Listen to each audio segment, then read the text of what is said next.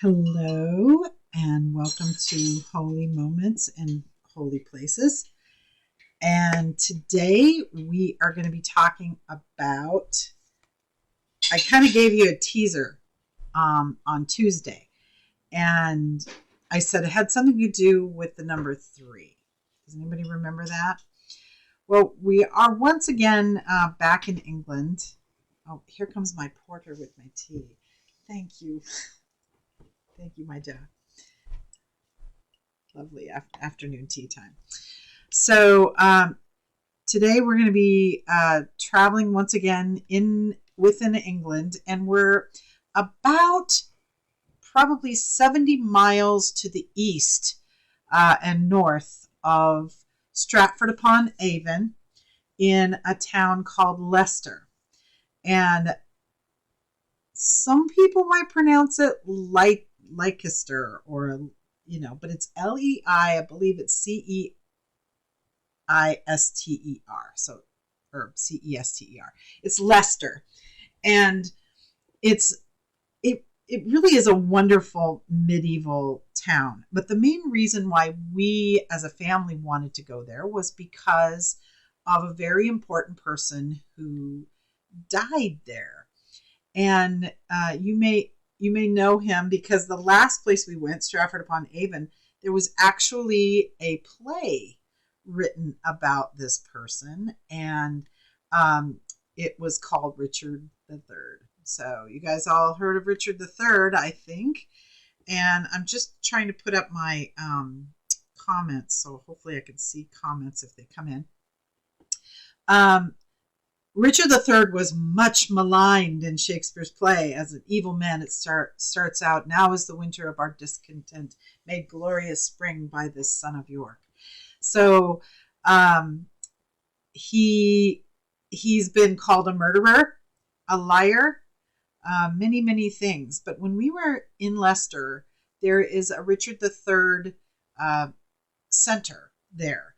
And at the center, we learned a lot about Richard III, and he is not at all what we had predicted he would be or had thought about in the context of Shakespeare. So what we learned was I'm gonna put up some pictures. I don't have my actual picture of the cathedral with all of the graphics on it yet. I don't have it done yet. I'm going to do that afterwards because I got busy today. I had a lot of filming and a lot of film editing to do today. So I am going to put up, let's see. I'm going to have to move some things around here. But I'm going to put on my display capture. And you should be, let's see. You will be seeing, there it is. So there is a long away shot. This is taken from the back of the Richard III center. And we'll get to that in a minute. This is the front of Leicester Cathedral. Oops. Well, we're going to get to that too. And there is the spire, and there's a statue of Richard III right in the front of it. And here's okay, so let's start here. So Richard III was King of England, and he was killed at the Battle of Bosworth Field in 1485, supposedly by a Welsh pikeman. They can't confirm that, but he was buried quickly. They know that, and kings are traditionally buried with, whether they were agreed with or not, they were buried always with great fanfare in very prominent places. Well, not the case with Richard III. He was quickly buried and body abandoned at an abbey in Leicester. Now, this abbey, Greyfriars Abbey, was wiped out, and there was a school there, now a car park where it used to be, and it was adjacent to the cathedral. All right. So these boots belong to a woman. Let me see if I can find her picture. Nope, that is definitely not it. Sorry, I haven't. The image slideshow portion of OBS. Here she is. This is Philippa Langley, And she is a woman who was relentless in her search for the lost body of Richard III.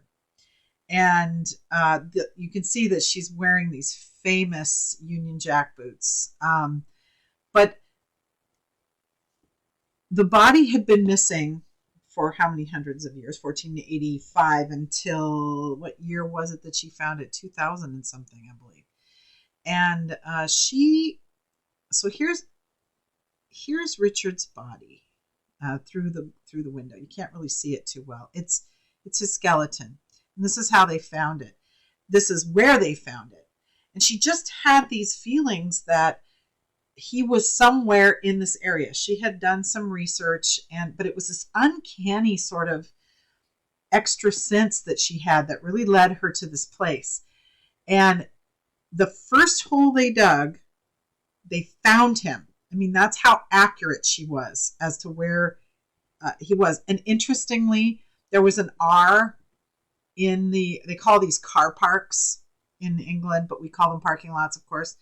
But in this car park, he was buried under the letter R, which was really, really an interesting little detail. But this is right where they found his body. Okay. And and again, this is how close it is to where the cathedral is. Okay. So going back to this, how they knew right away that it was him were the facts that he had really bad scoliosis, and it was very distinct, his scoliosis, the shape of the spine. They knew, and you can really see it right here. This isn't really clear, but you look through this glass into the floor. You can actually stand on top of it. That's actually my foot right there on the screen, and look down into how he was. Now, when they had built the school on top of the old ruins of the abbey, because of the dissolution of the monasteries and all of that had happened, there was a school built on top of it. Well, they didn't know that Richard was buried there, that was where his tomb was. And so his feet are missing. They put up a fence, and right where that Victorian wall is where his feet should be. So we don't know what happened to his feet.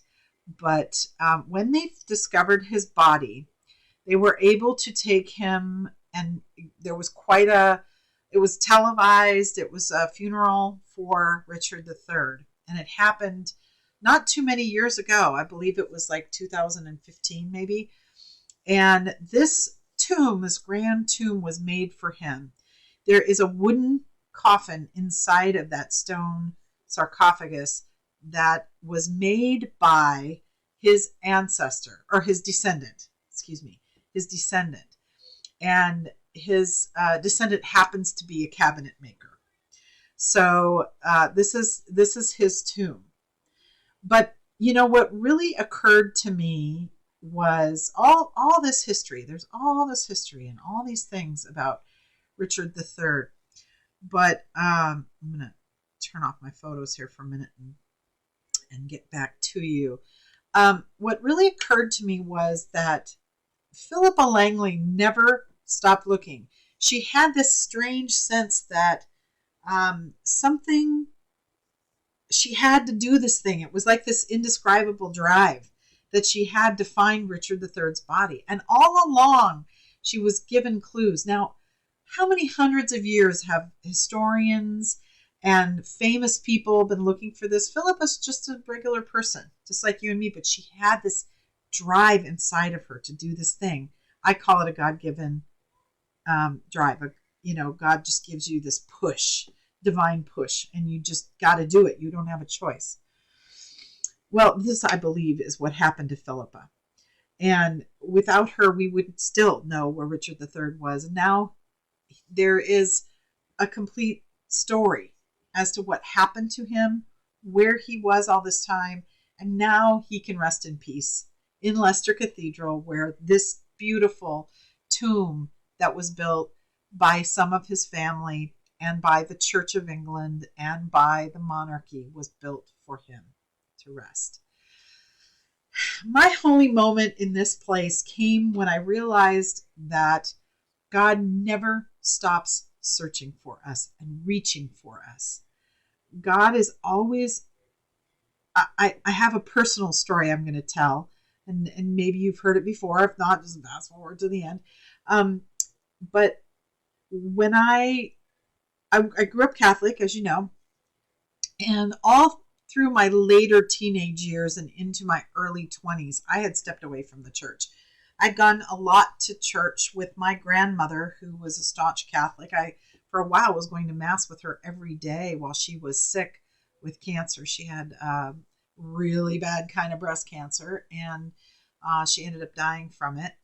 And I was 13, between 13 and 14 when she passed away. And when that happened, she was really my only link to the church. She was the one I went with. I didn't have anybody in my family to go with me. And so I fell away from the church. Well, as time went on, as it turns out, again, God never stopped looking for me and watching for me and inviting me to come back. And when I had my children, there were a group of, you know how you set up play dates for your kids. I set up play date for my kids with some of the neighborhood people. I'm still friends with them. And they all had really nice kids, kids that were good parenting examples. I was thinking, gosh, I hope I can do as good of a job with my kids as they're doing with their kids. So I asked them, I said, what is your secret? What is the secret to raising a good child? I really want to know, because I want to do a good job with my own kids. And they said, oh, we go to church. That's why. And I was like, really? I mean, you can definitively say you go to church, therefore you are a good parent? And he said, well, we're learning from the best parent. And I thought, oh boy, that really hit me where I lived. And so I'm a formula follower. If it works, I'm going to try it. No need to reinvent the wheel. And so I started shopping around for churches. And I went all over Auburn. And my mom was the one that drew me to the Methodist Church. And she said to me, Methodists are pretty. I said, I just am tired of these judgy people. And the Catholic Church was too confining for me and too male oriented. I just didn't really want that. And so I really wanted to feel important, like I was part of a family. Not important as a person, but I wanted to feel like I mattered, And these other churches, they would say, oh, you matter to us and all of that. Yeah, I'm one of 400 people. They don't care. They truly didn't care that I was there or not. Instantly, I felt not important. And I felt like, I'm a child of God. I deserve to feel like I matter and I'm part of a faith community. And so I tried the Methodist Church, and as you know, 21 years later, I am a member of the Auburn First United Methodist Church. I've been a part of the congregation for a while, and I have to tell you, that was God reaching out for me, not for my kids. Okay? God never lost track of me. That whole time, God was like my Philippa Langley, always looking for me, always seeking me, always trying to draw me in, and then dropping these little clues as to where I would find God. And sure enough, I was able to find and reconnect with my faith through Auburn First United Methodist Church. And God has taken me places, quite frankly, that I never thought I'd go. Now, everybody has to have their own faith journey. I can't tell you that what worked for me will work for you. But God is putting those things in your life to seek you out, to make you feel like you are a wonderful, special child of God, which you are. So I want to encourage you. I hope you enjoyed that story. Leicester Cathedral is, it's a beautiful cathedral. I'm not going to lie. I mean, it's really nice, but it's small, surprisingly. And but the people there were very real and very special people. I remember talking to one of the volunteers. She's not a verger or a vicar. She's just a regular person sitting at the door waiting for people to come in, and they do it strictly on donation, which most of the churches over there do. But you can imagine the amount of traffic this place gets. And I have zero problem with giving them some donations. If we had people coming and traipsing in and out of our church all day long, we'd want that too. So I really totally, I think it's a wonderful place to put my money, is to preserve these beautiful historic buildings. And now that it's the resting place of a king who was maligned, there's actually, check this out, Margaret de Beaufort, which was his aunt, no, Henry, she was Henry VIII's grandmother, I believe. Um, so they say that she was responsible for killing the boys that he is actually blamed for, to get them out of the way, and they knew they could kill Richard off so that she could put Henry into power. So check out some of the details about that if you want some really juicy history. And in the Richard III Center, they give you a lot of really great information. So you can look up on their website right now, because I don't think anybody's visiting right now. But look up on their website. There's some great information there. I hope you'll do that. Well, everybody, it was good to see you, and I hope you're all staying well and safe. Remember, when you go out, be safe, mask up, take care of each other, because God takes care of us every day. Bless you, everybody, and I will see you. Have a great weekend, and I'll see you on Tuesday, where we will visit. I think we only have 2 more installments left, maybe 3. But I think next week we are traveling somewhere very big. Very big. All right. So I'll see you next time. Bye, everybody.